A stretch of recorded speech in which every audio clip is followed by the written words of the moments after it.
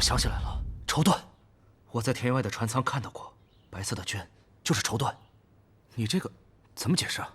摩擦力产生的吸附力，可以将一些异物吸出来。至于原理，我还不清楚。就算鼻子里有绸缎，这能证明什么？我还需要再确定一下。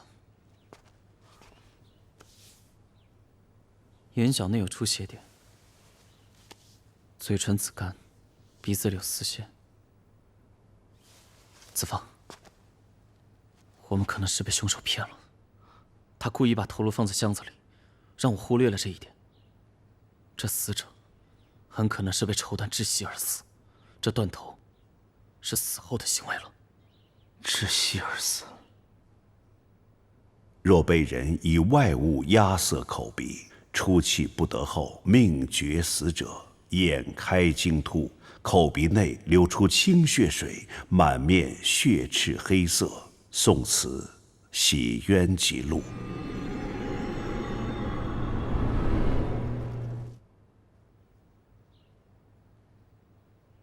放心吧，我一定会找到真凶，还你个公道，将他绳之以法。和尚，以前还怀疑过你，希望你不要责怪我。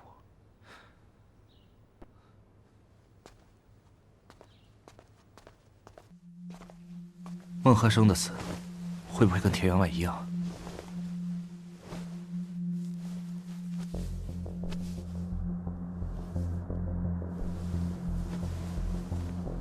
从这颈部断骨来看，确实是利器所伤。可是头颅找不到了，还不能妄下定论。哎，你看那儿，我踢的。什么？你什么时候踢的？他死前3天。3天？3天了，擦伤早该结痂了。不对啊，3天。等一下。怎么了？我现在跟你解释不清楚。啊？现在，我还要再去船上观察一下。盖上。你怎么老这样？走了。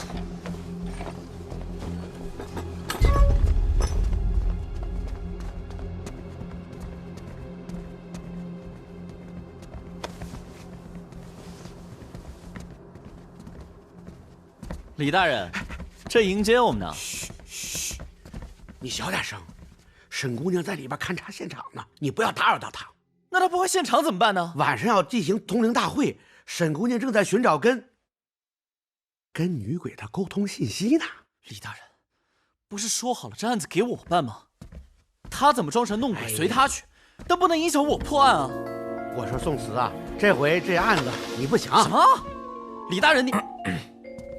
哎，沈姑娘，没有打扰到你吧？没有，我刚好看完了。现在轮到2位公子了。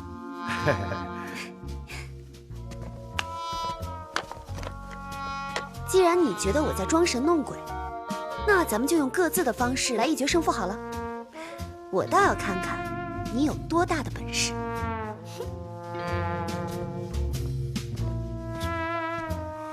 哎，他刚才是不是看不起我们呢？他看不起你，跟我没关系。你分头行动，我去看人头，你去船舱。拿走，快拿走！叔叔，这是一大早驿站送来的，你给林安写信了？已经核实，临安无人向田员外购茶。竟然没有人向田员外购茶。这茶叶散落一地，凶手又不带走茶叶，箱子是空的，究竟是为什么呢？来人，我去找宋慈，看他好了没有。哎，子放。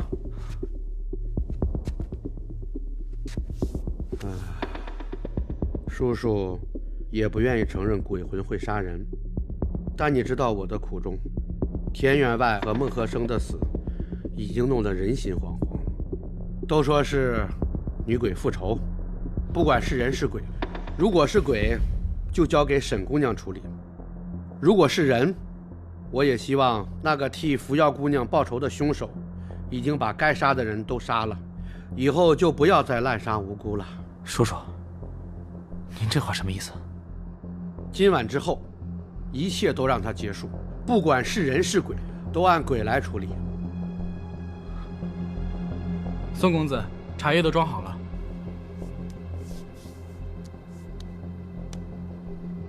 远方，准备好了吗？嗯。怎么了？啊！快！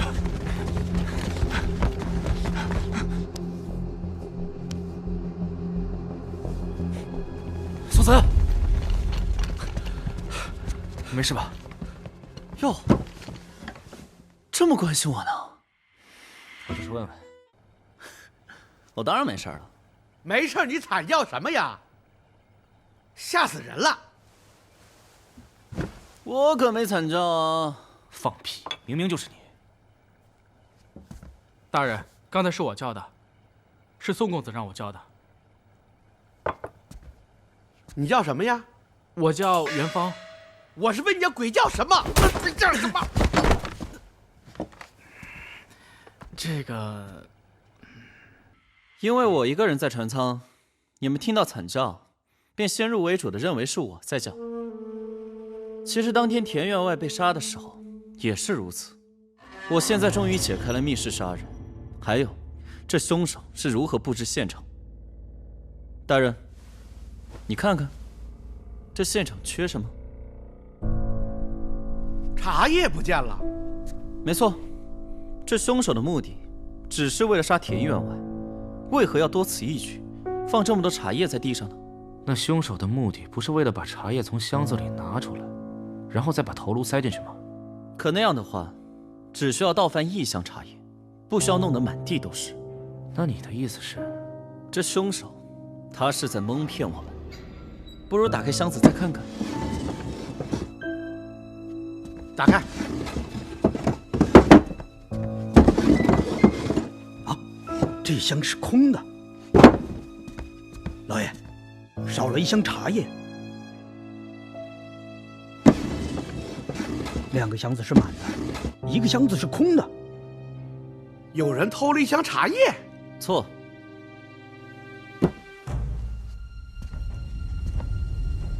这也正是密室杀人案的关键。我将茶叶塞回了箱子里，足足塞满了2箱，可有1箱是空的。这说明了什么？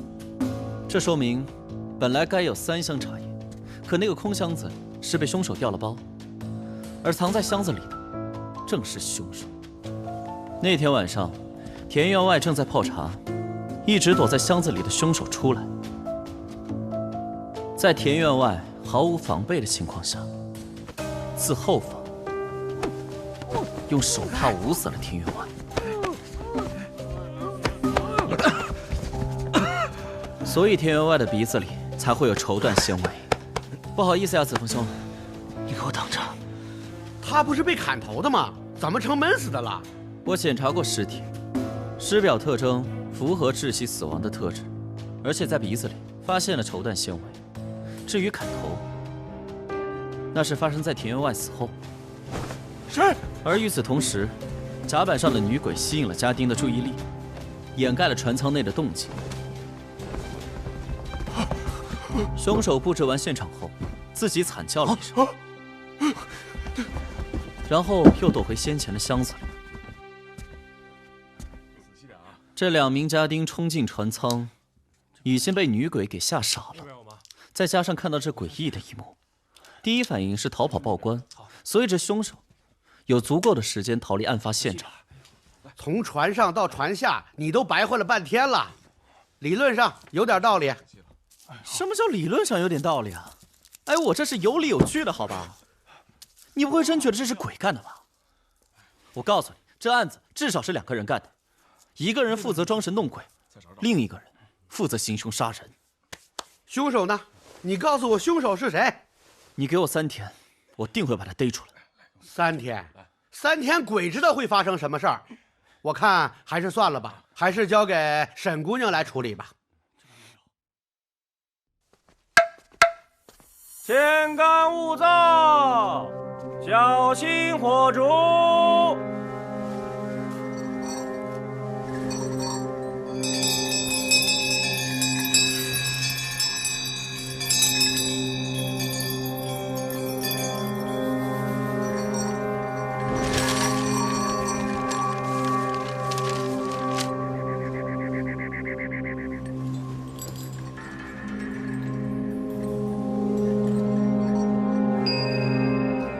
快看，乌云遮月了！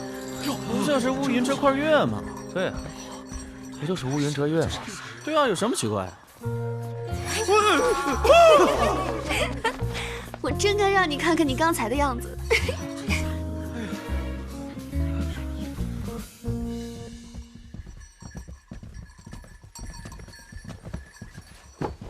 沈姑娘，这于扶摇的冤魂都跟你说什么了？这几起案子跟于扶摇的冤魂没有关系。没有关系。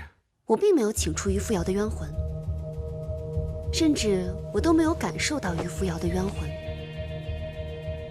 于扶摇的冤魂早已放下，投胎转世去了，因此这世上便没有了他的冤魂。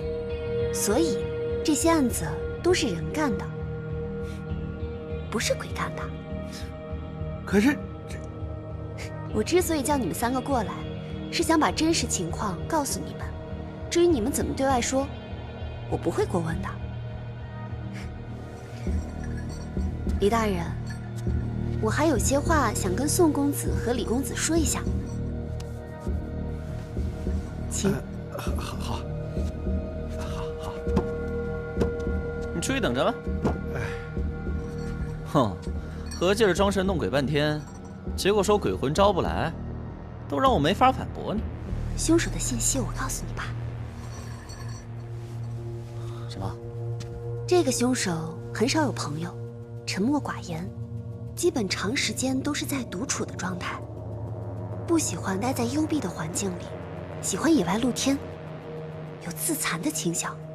他年轻的时候受过情感的创伤和打击，因此需要心理安慰，会有盲目崇拜的对象。等你找到真正的凶手之后，就会知道我所说的一切是真是假了。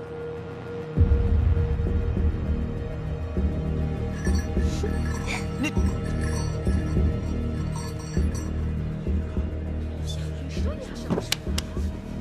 哎呀，这说下就下。难怪说乌云遮月，原来是今晚有雨啊！哎，孙不懂，怎么了这是？刚才李大人已经宣布，沈小姐已经劝说于扶摇的冤魂前去投胎转世了。女鬼是不会再出来杀人了。什么？叔叔真是这么说的？对啊，你们俩不是一直在里面吗？哎，宋公子，李大人说了，案子已经结了。你如果是因为案子的事来找李大人，还是请回吧。这案子结没结，他自己心里有数。宋公子，您就别为难小人了。若卓然知其为妻，则给予薄下；或疑信未决，必反复深思，唯恐率然而行，死者须被烙录。宋慈洗冤极录。宋慈啊，有些事情你我都无能为力。现在田员外死了，孟和生也死了，这些人过去都和于扶摇的死有关。换句话说，凶手要为于扶摇报仇，该报的仇也报了。所以你觉得凶手不会再杀人了？为了吏部尚书，你就昧着良心昭告天下，说这都是鬼干的，说沈西院已经和鬼聊好了，鬼的愤怒也平息了，以后就歌舞升平，再也不会杀人了，是吧？你真的认为我是为了这顶乌纱帽吗？难道不是吗？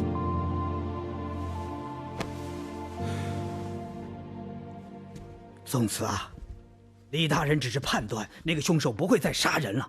现在杨府那个管家失踪了，是生是死，我们根本无从得知。而更要命的是，我们根本就抓不到那个凶手。与其让全城的百姓整日整夜的提心吊胆，我们为什么不能去安慰他们呢？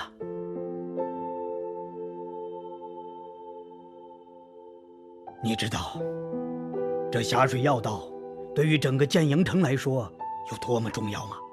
就因为这么几起案子，现在闹的是来往客商的船只比以往少了很多很多，已经严重的影响到了百姓的生活。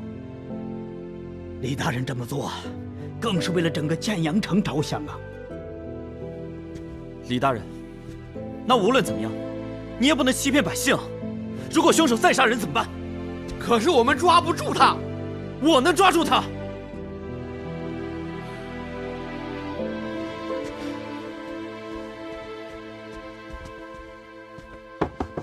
这里是100两。宋慈啊，我知道你急需银子，放弃案子吧。李大人，没错，我确实很需要钱，但这件事不是银子的事情，而是还要还死者一个公道。这个世界上杀人者还少吗？杀人者高居庙堂的也不少啊。在我的认知里面，凶手杀了人就要伏法，我就认这个死理。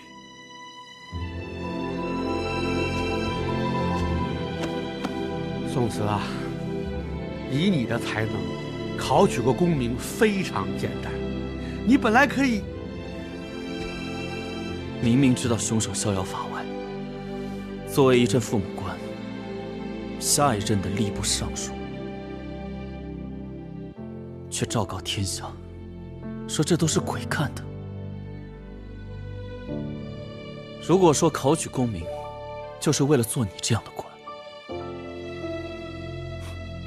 我宁可不当。你给我站住！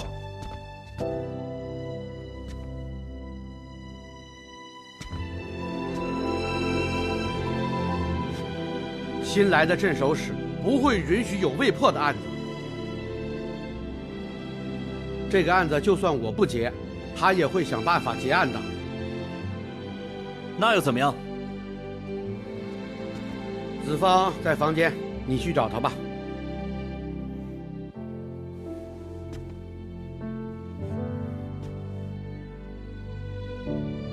李大人，我说服不了你，你就去做你想做的事情吧。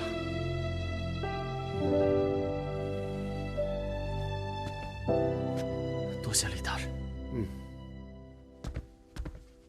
宋慈，我正找你呢。你猜我查到了什么？子枫兄，我还以为你放弃了呢。虽然我说出的事我能理解，但并不认同。既然杀了人，无论是人还是鬼，我必须要让他伏法。你还记得我刚为官的时候吗？当然记得。那个时候啊，您还很年轻，也是满腔的热血，一心想要收复中原，也同样眼睛里揉不得半点沙子。年轻真好啊，真希望他可以一直这样。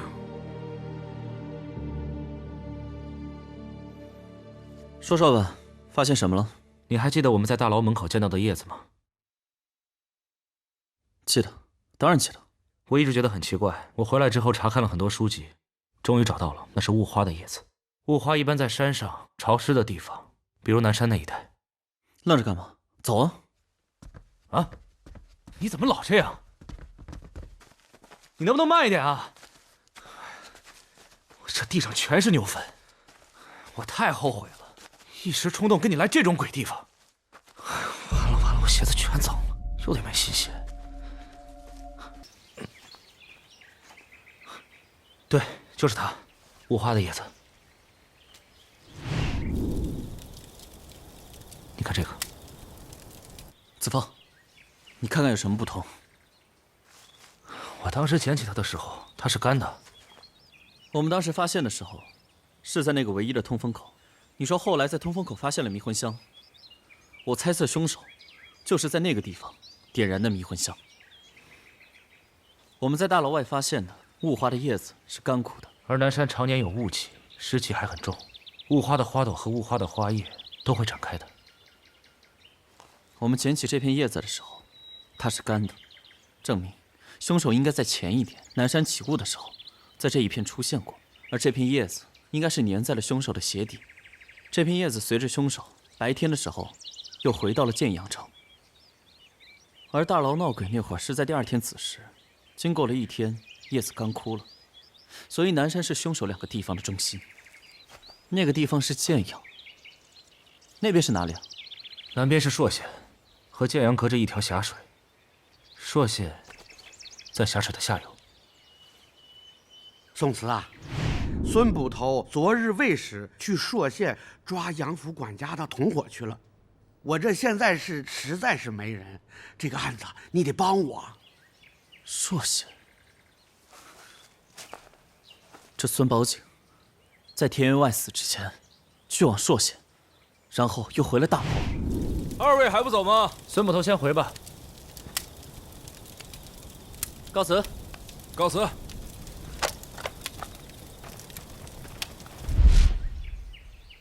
你怀疑孙捕头？喂，你怎么老这样啊？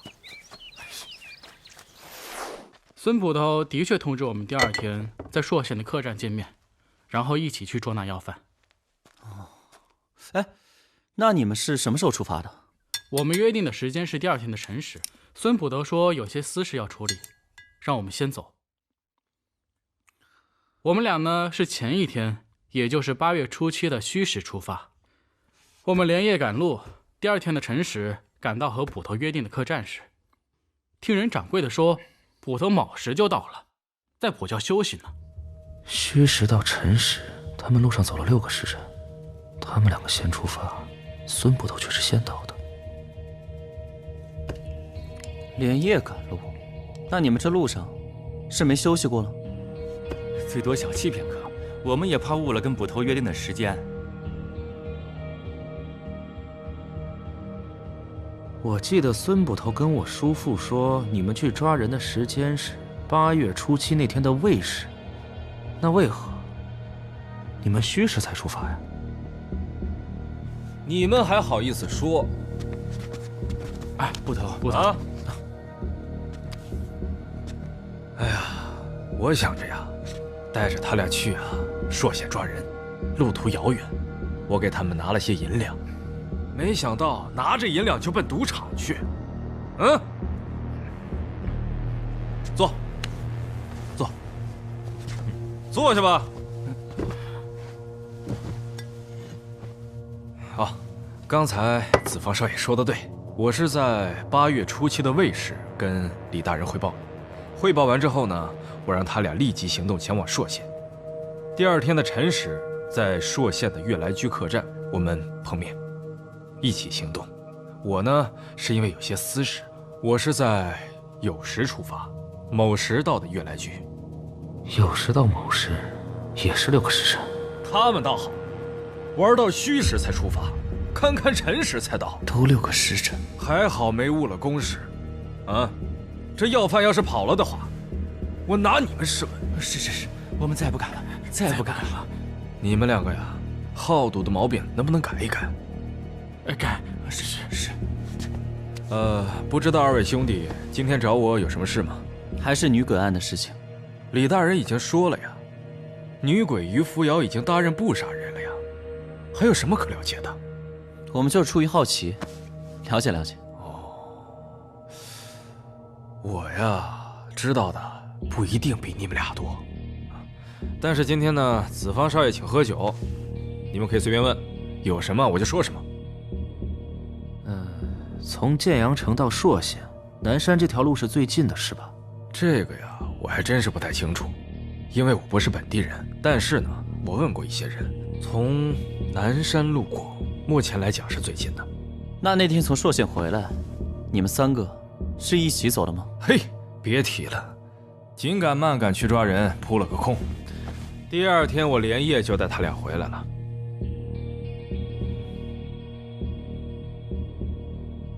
孙捕头，你觉得女鬼杀人这个案子，你作为捕头，有什么新的发现吗？我调查了杨府管家的妻子，她10年前是在田员外家当的差，6年前到的杨府。你说这个女鬼杀人呐，都是生前欺负过她的人。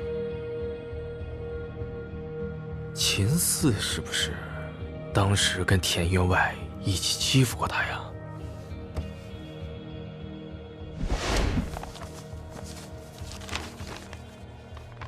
这秦四我是真没有翻到，但是我查到当年于扶摇跟一个叫张贵的人走得比较近，整个村子人都知道他们两个是恋人关系。还有，于扶摇身上的玉佩也是张贵送给他的定情信物。女鬼杀人呐，都是生前欺负过她的人。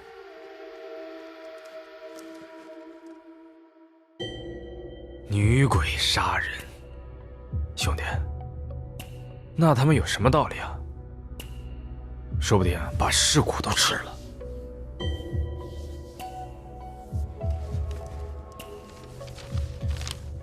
喂，你听见我说话了没？哦，那张贵的下落呢？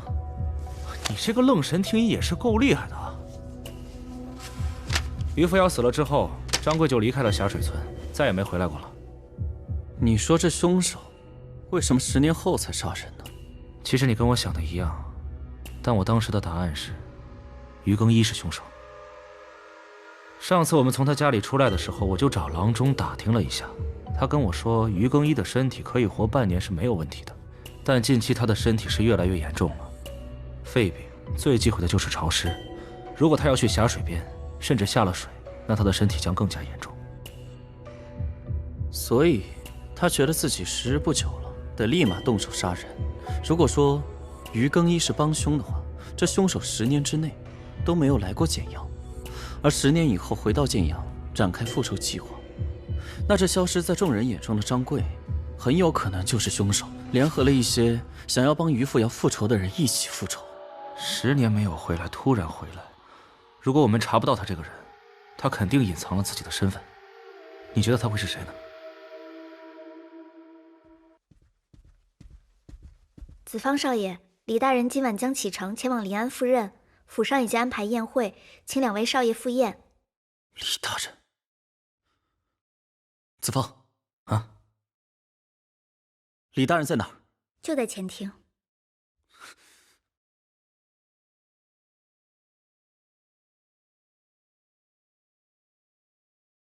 子方，你说这凶手杀的都是什么人呢？当然是跟于扶摇之死有关系的人呢。这田员外是直接害死了于扶摇，而这孟和生是将田员外带到了于扶摇家里。这孙捕头说杨府管家秦四也是田家的人，这田员外是逼着于扶摇嫁给他，他诬陷于扶摇偷了他府里的宝贝，若是他不答应嫁给他，就会锒铛入狱。而这案子是叔叔办的案，那你说这凶手接下来会杀谁呢？难道是？那你说这些凶手连这些人都不放过，怎么会放过你叔叔呢？不行，我得走了。哎，去哪儿啊？我还能去哪儿啊？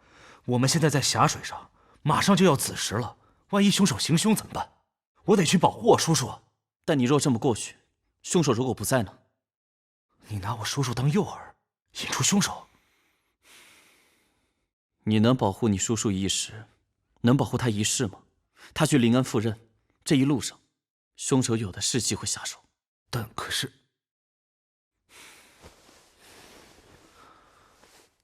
放心吧。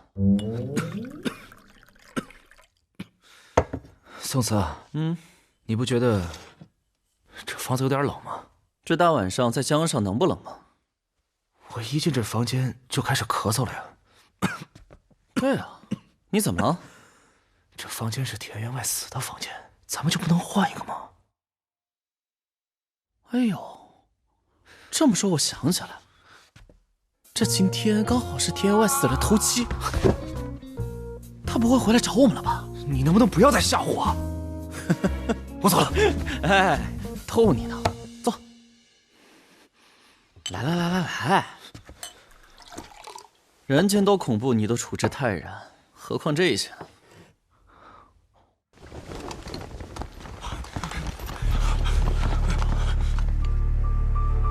女鬼不见了。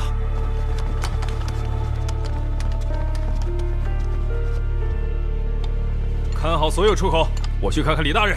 是。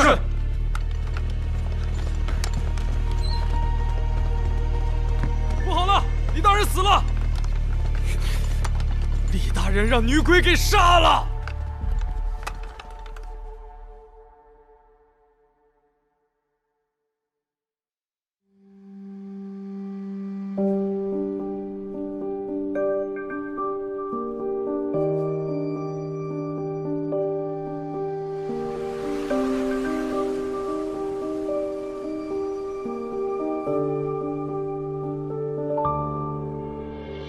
年少终怀大志，总有